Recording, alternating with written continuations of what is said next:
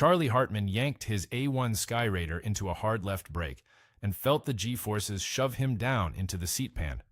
The airframe groaned, 4 tons of 1940s engineering hauling through a turn it had no business making against a MiG-17. His wingman, Clint Johnson, rolled in behind the second MiG. Johnson squeezed the trigger. 20mm cannon rounds walked across the jet's fuselage, and the MiG-17 came apart.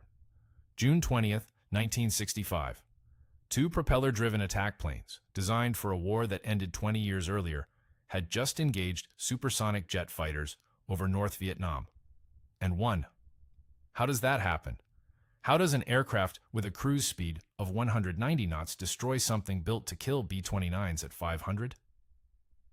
Why didn't the MiG pilots simply outrun them, circle back, pick them off from above? The short answer is that speed kills you if you use it wrong. The longer answer involves training, cockpit decisions made in fractions of a second, and a fundamental misunderstanding by the North Vietnamese pilots about what they'd cornered. The A-1 Skyraider carried more ordnance than a B-17. 15 external hardpoints, 8,000 pounds of weapons on a good day. It could loiter for hours over a target, absorb ground fire that would shred an aluminum jet, and land on a carrier deck moving at 25 knots. What it could not do, what nobody at Douglas Aircraft ever pretended it could do, was dogfight. The Skyraider turned well at low speed, climbed like a freight elevator, and if a jet caught you in the open, you died. This story almost never gets told because it breaks the neat categories. Jets fight jets. Props do close air support. Nobody briefed the Skyraider pilots on air-to-air tactics against MiGs because the scenario sat somewhere between unlikely and absurd. A like and a subscribe keep stories like this one from disappearing into the footnotes. Drop a comment if you already knew a propeller plane scored an air-to-air kill in Vietnam, because most people don't. The engagement lasted minutes. The Skyraiders had been on a strike mission, loaded heavy, heading toward a target complex near Thanh Hoa. They weren't looking for a fight. The MiG-17s came from below and behind, a textbook intercept profile. 2 jets against 2 props. On paper, the outcome writes itself. It didn't go to paper. Johnson's kill remains one of the most unusual aerial victories in American military history. The MiG pilot had every advantage that mattered on a spec sheet: speed, climb rate, ceiling, acceleration. What he lacked, and what the after-action reports dance around without quite saying directly, involved something harder to quantify. The Skyraider pilots had trained relentlessly for a threat environment where everything moved faster than they did. They'd internalized a defensive mindset that turned their slowness into bait. The MiG pilots had trained to intercept bombers. Nobody at Thanh Hoa that morning expected the prop planes to turn into the attack. The North Vietnamese flight leader pulled his nose up to reposition. Hartman and Johnson didn't let him finish the maneuver. 1944. Ed Heinemann at Douglas Aircraft sat at his drafting table in El Segundo, California, working on a torpedo bomber the Navy wanted ready for the invasion of Japan. The specification called for a single-seat, single-engine attack aircraft that could carry torpedoes, bombs, rockets, and depth charges. Heinemann looked at the requirement and decided to build something that could carry all of them at once. The Wright R-3350 engine made the whole thing possible. 2,800 horsepower from 18 cylinders arranged in 2 radial rows. A power plant so massive that the cowling alone stretched 4 feet across. You could feel that engine before you saw the aircraft. Ground crews at test fields reported a low-frequency vibration in their chest cavities when the R-3350 spooled up, a thrumming pulse that rattled coffee mugs on desks inside the ready room 200 yards from the flight line. The propeller, 13 feet, 6 inches tip to tip, moved enough air to knock a man off his feet at 30 yards. Heinemann's design philosophy bordered on obsessive. He hated excess weight. Every bracket, every rivet pattern, every structural member and skin panel went through what his engineers called the Heinemann audit: justify the weight or lose the part. The result contradicted itself beautifully. The airframe came in light for its size, which meant every pound saved went straight into payload capacity. The prototype, designated XBT-2-D-1, carried external stores on 15 hardpoints spread across the wings and fuselage centerline. Total weapons load, 8,000 pounds. A B-17 Flying Fortress, with 4 engines and a crew of 10, carried 6,000. Heinemann's single-seat, single-engine attack plane outlifted the most famous heavy bomber of the Second World War. The Navy loved it. They also never got to use it. Japan surrendered before the Skyraider entered service, and the aircraft that Heinemann built to end one war spent the next 2 decades looking for a purpose. Korea gave it one. Skyraider pilots flew close air support missions in the mountains above the Pusan perimeter, dropping napalm and 500-pound general-purpose bombs on Chinese positions dug into frozen ridgelines. The airplane performed so well that the Navy kept ordering new variants, the A-1D, the A-1E, the A-1H, the A-1J, each one slightly heavier and slightly more absurd in an era of swept wings and afterburners. By 1965, the Skyraider looked like a relic parked among F-8 Crusaders and A-4 Skyhawks on a carrier deck. Its fabric-covered control surfaces and massive radial engine belonged to a different century of aviation. Jet pilots walked past it and smirked. The Air Force had already tried to retire its Skyraiders twice, but the airplane could do something no jet in the American inventory matched. It could carry a combat load to a target area, loiter overhead for 6 hours, deliver ordnance with precision at low altitude, absorb AAA hits that would have killed an A-4, and fly home on an engine, trailing oil smoke from a dozen holes. The airframe forgave mistakes. The engine ran with cylinder heads shot clean off. One pilot at Bien Hoa brought back a Skyraider with a 37mm anti-aircraft round lodged in the engine accessory section, unexploded. And the maintenance chief reportedly said the airplane flew better than some of the jets he worked on. That durability mattered more than speed.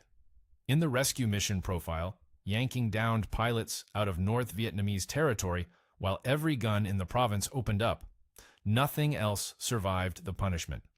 The Skyraider absorbed it and kept shooting. Heinemann built his torpedo bomber to take hits from Japanese naval gunners. 20 years later, that same engineering kept American pilots alive over the Ho Chi Minh Trail. The MiG pilots at Thanh Hoa didn't factor any of this into their intercept plan. The heat hit you first. Bien Hoa Air Base in the dry season ran 105 degrees on the tarmac, and the Skyraider's cockpit sat directly behind an engine that radiated heat like a furnace even at idle. Pilots climbed in wearing cotton flight suits already soaked through, strapped into a seat pan hot enough to burn skin through fabric, and grabbed a stick grip that felt like it had been sitting in an oven. The canopy magnified everything. By the time a Sandy pilot taxied to the runway, he'd lost 2 pounds of water weight and hadn't done anything yet. Sandy. That call sign defined the Skyraider's entire reason for existing in 1965. The Air Force kept flying propeller-driven antiques in a jet war because no jet could do what the Sandy mission required. And the Sandy mission mattered more than almost anything else happening over North Vietnam. When an American pilot went down behind enemy lines, Sandy flights launched from bases in Thailand and South Vietnam to find him, protect him, suppress every gun position within a mile of his location, and hold overhead until the rescue helicopters arrived. The mission demanded loiter time measured in hours, not minutes.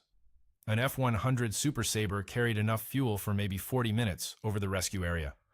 A Skyraider carried enough for 4 hours. The whole mission came down to that difference. You can't suppress ground fire if you've already turned for home. The rescue helicopters, CH-3. Jolly Greens, slow and fragile, needed someone overhead the entire time, dropping ordnance on anything that shot at them. Jets cycled through too fast. They burned fuel at rates that made sustained overhead presence impossible. The Skyraider burned 150 gallons per hour at loiter speed. An F-100 burned that in 20 minutes at combat power. I think the Air Force brass understood this math perfectly well and simply couldn't bring themselves to admit publicly that a propeller plane outperformed their jets at the single most emotionally charged mission in the theater. Bureaucracy, as always. The ordnance flexibility compounded the advantage. A Sandy pilot carried a mixed load tailored to the threat: white phosphorus marking rockets to identify targets for the Jolly Greens, cluster munitions for area suppression, 20mm cannon for precision strafing, napalm for tree lines, smoke rockets for screening. A jet carried 1 or 2 weapon types per sortie. The Skyraider carried 7 or 8, each hardpoint loaded differently based on the pilot's preference and the expected threat environment.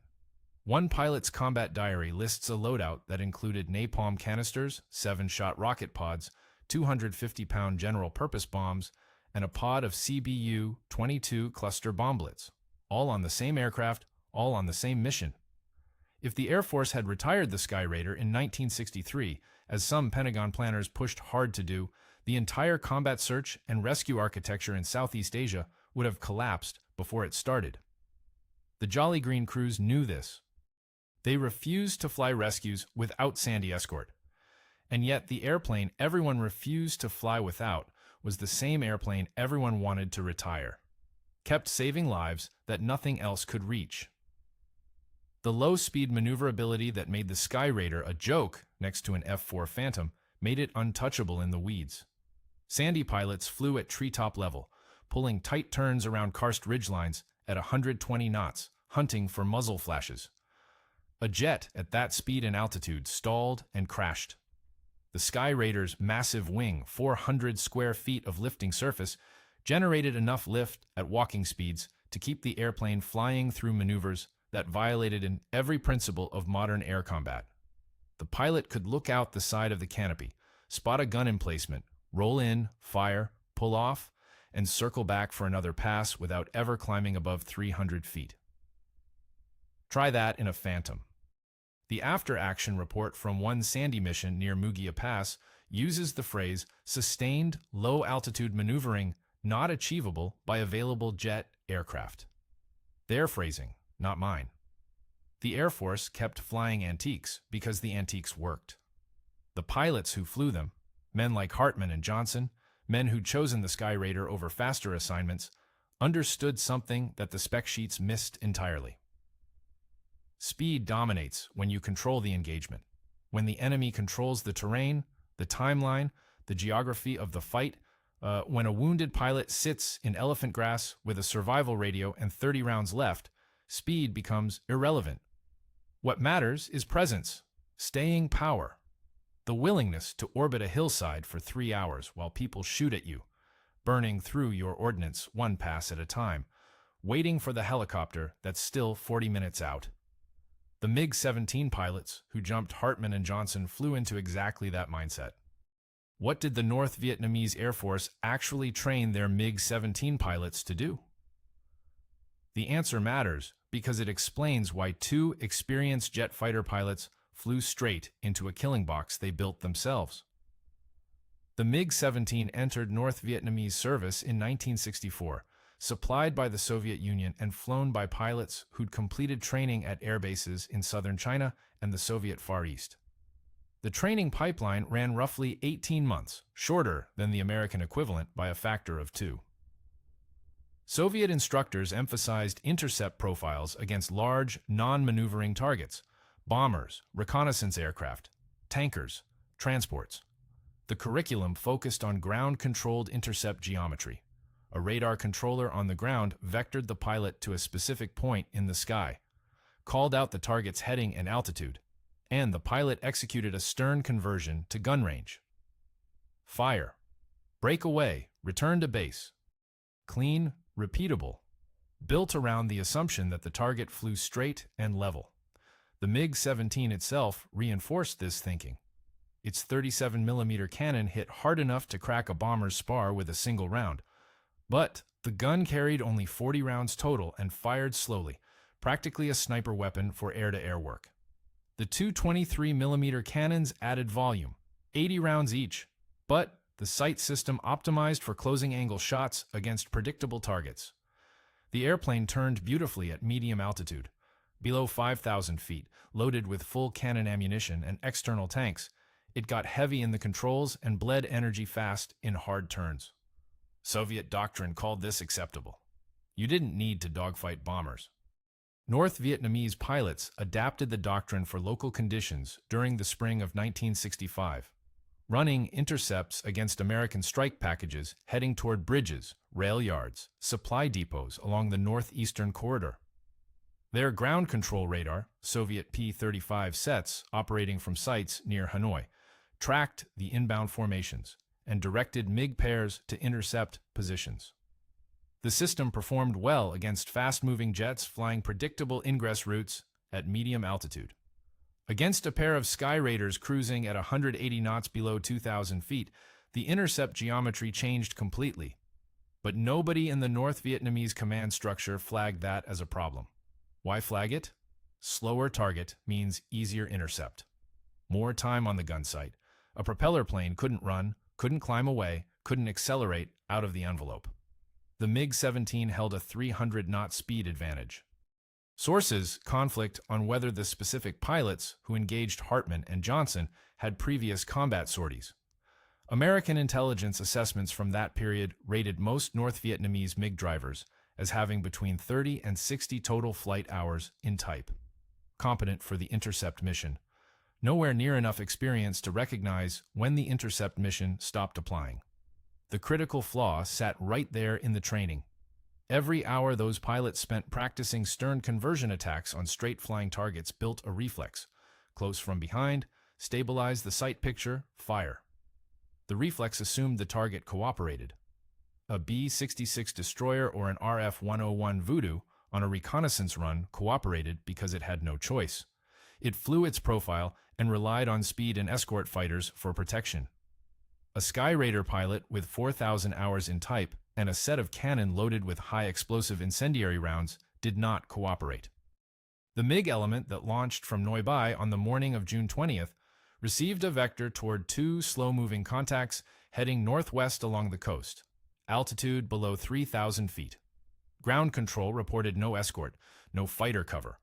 Two propeller-driven aircraft, alone, heavy with ordnance. The easiest kill the North Vietnamese Air Force had seen in months.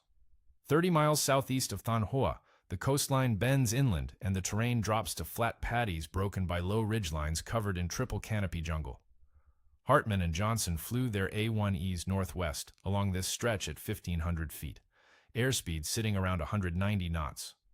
They carried mixed ordnance, rockets, bombs, cannon rounds, heading toward a target area in support of a strike mission.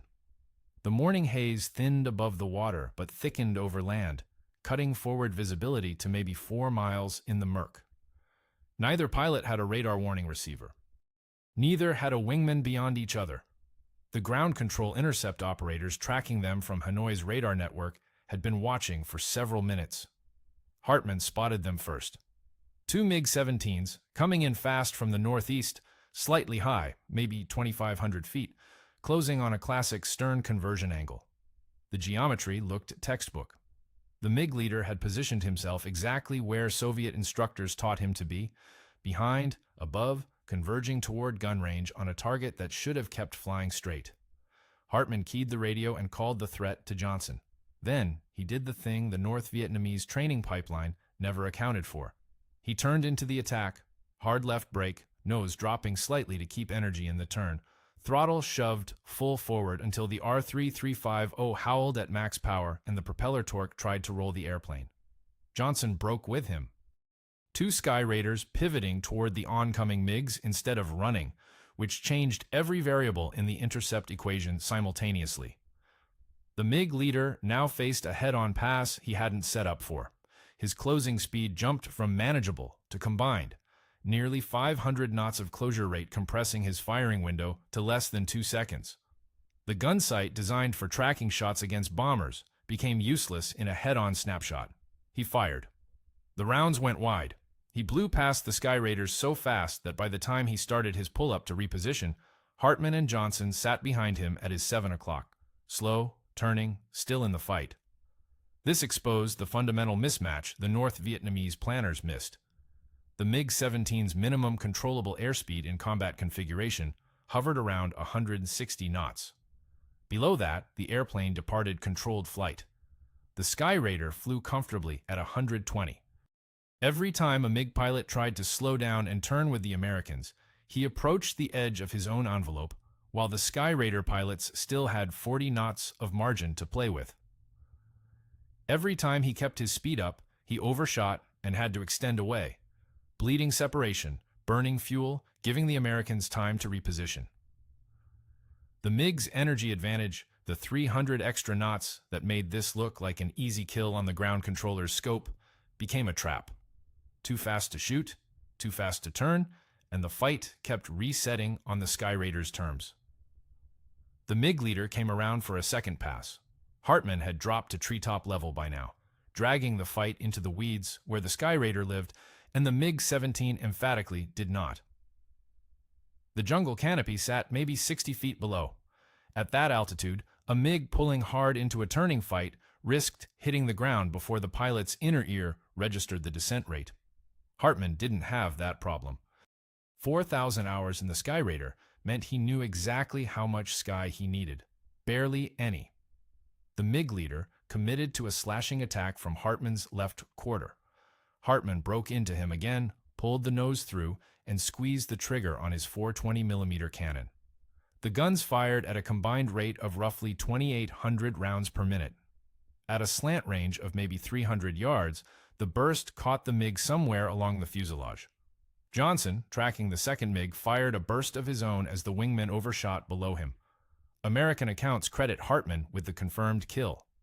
The MiG leader's aircraft trailing smoke, then fire, falling away toward the jungle canopy.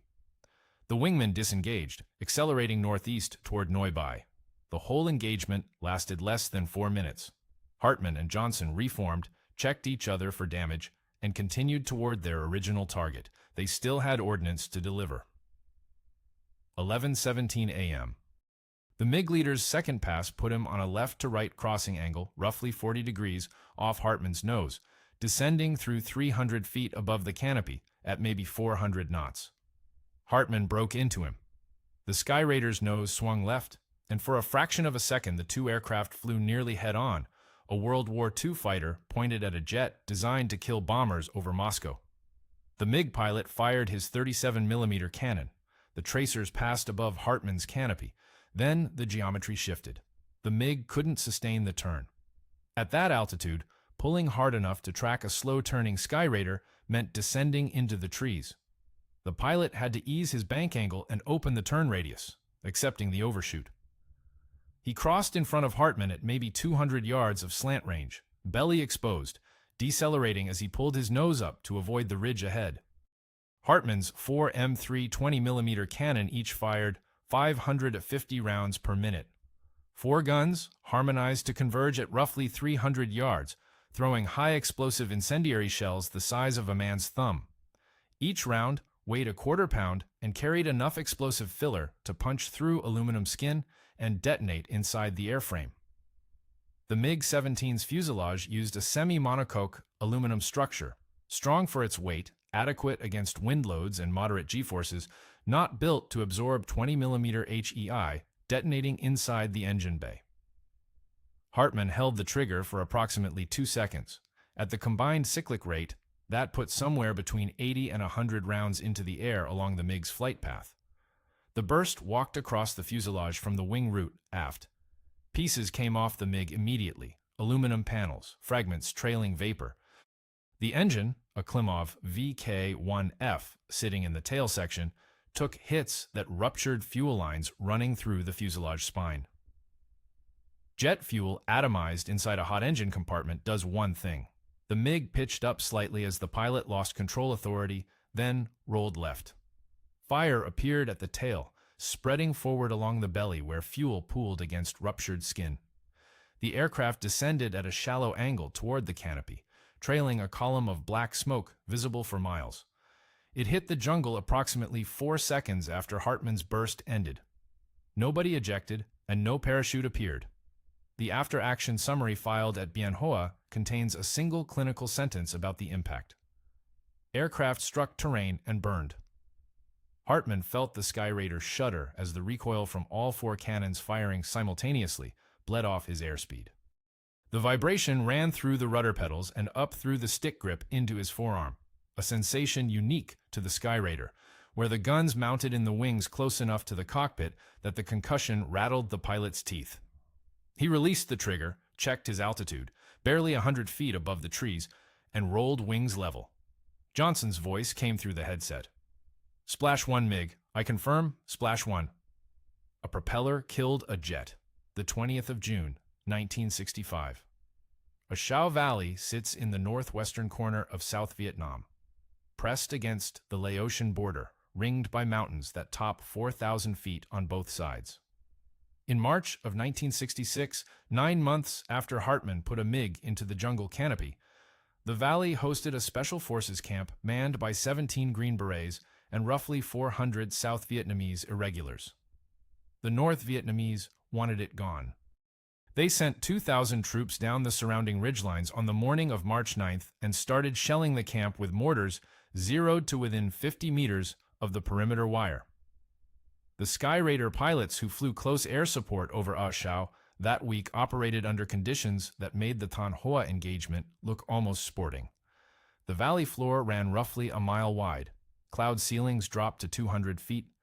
Anti-aircraft positions lined both ridge crests, creating a crossfire that raked any aircraft flying below the overcast, which meant every aircraft, because you couldn't hit anything from above the clouds. Major Bernard Fisher, 1st Air Commandos out of Pleiku, flew A-1Es into that corridor repeatedly on March 9th and 10th, making gun runs through automatic weapons fire thick enough that pilots described it as a continuous stream rather than individual tracers. On the 10th, Fisher's wingman, Major Dafford Jump Myers, took hits on a strafing pass. 37mm rounds, probably from a Chinese Type 63 gun emplacement halfway up the eastern ridge. The shells tore through Myers's engine compartment, severed hydraulic lines, and set the airplane on fire. Myers put it down on the camp's airstrip, a 2,500-foot ribbon of pierced steel planking already cratered by mortar rounds and littered with debris. He landed long, blew a tire, and skidded to a stop near the southern end of the runway with the airplane burning around him. He got out of the cockpit and dove into a drainage ditch running alongside the strip, 50 meters from North Vietnamese soldiers advancing through the wire on the camp's southern perimeter.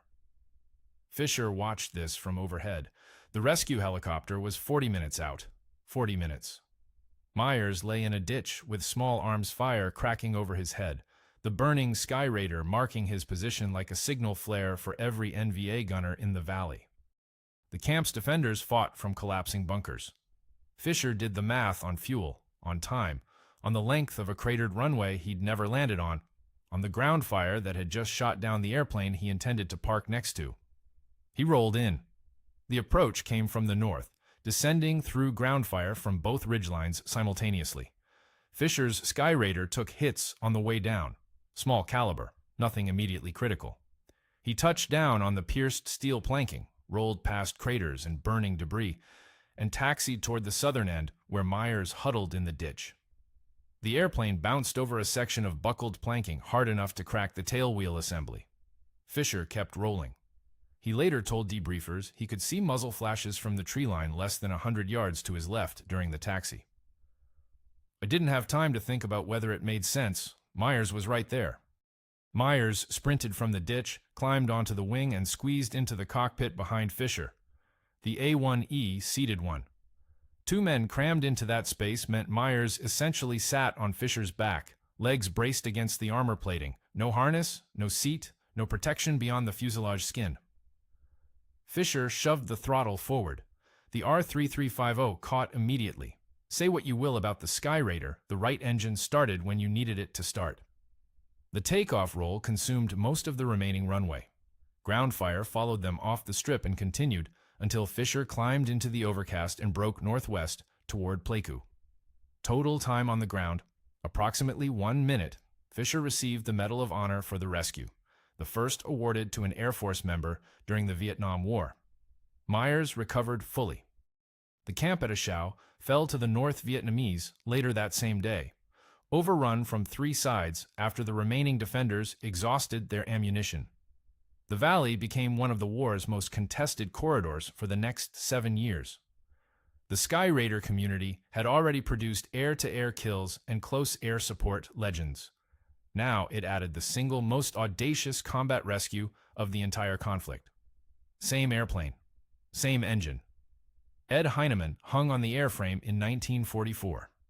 Different pilots kept finding new ways to push it past every boundary the engineers anticipated. $14 million. That's what a single F-105 Thunder Chief cost the Air Force in 1965 dollars. The Skyraider cost $273,000, roughly 1/50th the price. During the same period that Hartman shot down his MiG and Fisher pulled Myers off a burning runway, F-105s were falling out of the sky over North Vietnam at a rate that made Pentagon accountants physically ill. 334 Thunder Chiefs lost in combat during the war. 334 airframes at $14 million apiece. You can do that math yourself. The Skyraider's loss rate per sortie ran lower, not slightly lower. The A-1E flew more than 20,000 combat sorties in Air Force service alone. The Navy numbers pushed the total considerably higher, and the aircraft consistently delivered more ordnance per dollar spent than any jet in the theater. A single Skyraider carrying 8,000 pounds of mixed ordnance could loiter over a target for 4 hours on internal fuel. An F-105 carried roughly the same bomb load, but burned through its fuel in 45 minutes over the target area, sometimes less. So you needed tanker support, which meant KC-135s orbiting over the Gulf of Tonkin, which meant more flight hours, more maintenance, more cost, stacked on top of cost. The Skyraider needed gas and a pilot willing to sit in a hot cockpit for half a day. The Pentagon knew this. Internal assessments from 1966 and 67 acknowledged that the A-1 performed close air support and search and rescue escort missions more effectively than any jet alternative available. The language in one Air Force Tactical Air Command review called the Skyraider irreplaceable in the Sandy role, Sandy being the call sign for rescue escort missions. Irreplaceable. Their word, for an airplane designed before the transistor existed. But the institutional momentum pointed one direction only: supersonic jets, Mach 2 interceptors with radar-guided missiles. The future belonged to speed and altitude, and no amount of combat data from the jungle would reverse that trajectory. I think this frustrated the Skyraider community more than the ground fire ever did. They had the numbers, sortie rates, kill probabilities, cost per bomb on target, loiter time, turnaround time on the ramp. Every metric favored the A-1 for the missions it flew. The response from acquisition leadership amounted to a shrug. The airplane looked old, looked wrong. Propellers belonged in museums, not in the budget. Bureaucracy, as always. If the Air Force had committed to a proper Skyraider replacement, a purpose-built turboprop attack aircraft optimized for the missions Vietnam actually demanded, the close air support story of the late 1960s might read differently. They didn't. The A-37 Dragonfly partially filled the gap. The A-7 Corsair II handled some roles. The Dragonfly couldn't loiter like the Skyraider, and the Corsair couldn't carry ordnance the same way. Neither could absorb battle damage, land on a cratered strip, get patched with sheet metal and speed tape, and fly again the next morning like a Skyraider.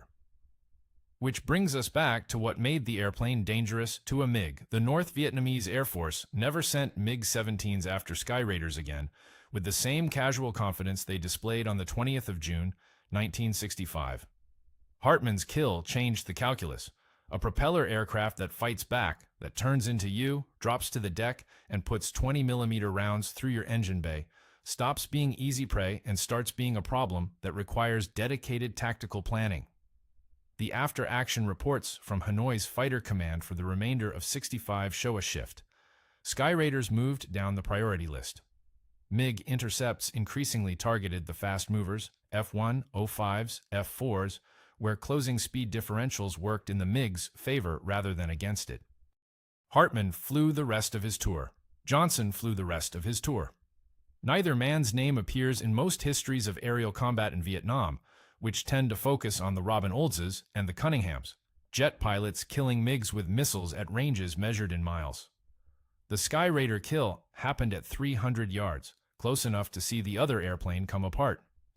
Hartman's gun camera footage, 16mm film, grainy, shaking with the airframe vibration, shows the MiG crossing left to right, the flash of cannon fire, pieces separating from the fuselage. The film runs 11 seconds. sources conflict on whether a complete copy survives outside classified archives. Hartman rotated back to the States in August of 1965 and never flew the Skyraider in combat again. The Air Force retired the A-1 from active service in 1972, replacing it with nothing. No direct successor, no turboprop attack platform, no airplane in the inventory that could do what it did at the weights it carried. The last American Skyraiders flew sandy missions over Laos and Cambodia, escorting rescue helicopters into landing zones ringed by anti-aircraft fire, burning through their final flight hours the same way they'd burned through every hour since 1945. Low, slow, heavy with ordnance, absorbing punishment that would have killed a jet. The South Vietnamese Air Force kept flying them until April of 1975. VNAF Skyraider pilots flew close air support during the final North Vietnamese offensive, dropping ordnance on tank columns rolling toward Saigon. One pilot, the records give only his rank, Major, flew 7 sorties on April 28th, 2 days before the fall. His maintenance crew patched bullet holes between flights with whatever sheet metal they had left in the hangar. The squadron's fuel supply ran out on the 29th. Ed Heinemann died in 1991. He'd designed the A-4 Skyhawk after the Skyraider, another airplane the Pentagon called too simple and too cheap, which then flew 30 years of combat service across 4 countries. Heinemann's design philosophy fit on an index card. An interviewer once asked him what made a good attack aircraft. Enough wing to carry the load, enough engine to get it there, and enough structure left over to bring the pilot home. He reportedly said this while eating lunch. Didn't look up from his sandwich. 3,180 Skyraiders rolled off the Douglas production line between 1945 and 1957. They fought in Korea, Vietnam, Chad, the French colonial wars in Algeria and Indochina. The airplane outlasted the company that built it. Douglas merged with McDonnell in 1967. The engine manufacturer disappeared even earlier. Wright Aeronautical stopped producing the R-3350 in 1956. Spare parts came from boneyards and cannibalized airframes for the last 16 years of the Skyraider's operational life. 7 intact A-1 Skyraiders exist in museums across the United States. One sits in the National Naval Aviation Museum at Pensacola, painted in Navy Attack Squadron colors, suspended from cables above a polished concrete floor. The airplane weighs 11,400 pounds empty. Visitors walk under it without stopping. Down the hall, an F-14 Tomcat draws a crowd. Outside Bien Hoa, the flight line where Hartman and Johnson launched on the morning of June 20th, sits under a Vietnamese military installation.